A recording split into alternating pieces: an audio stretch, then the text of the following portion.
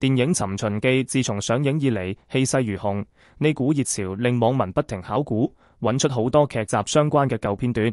最近有段大概24年前，古天樂、孫軒同埋郭羨妮一齊上台灣綜藝節目《我猜我猜我猜猜猜》宣傳劇集嘅影片，喺 Brace 瘋轉，引起咗熱烈討論。當年28歲嘅郭羨妮白色 tube top 配碎花背心，披住黑色長直髮，造型清麗可人。佢嘅美貌成為全場焦點，連身經百戰嘅主持人吳宗憲都忍唔住問佢：你有冇男朋友啊？令郭羨妮甜笑回應。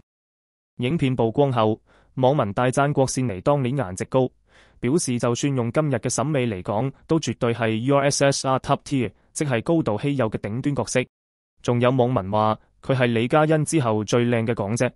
現年51歲嘅郭羨妮係中英混血，喺1999年獲得4料港姐冠軍，包括香港小姐冠軍、最上鏡小姐、國際親善小姐同千禧才智小姐，之後仲喺國際華裔小姐競選奪冠，美貌同智慧備受認證。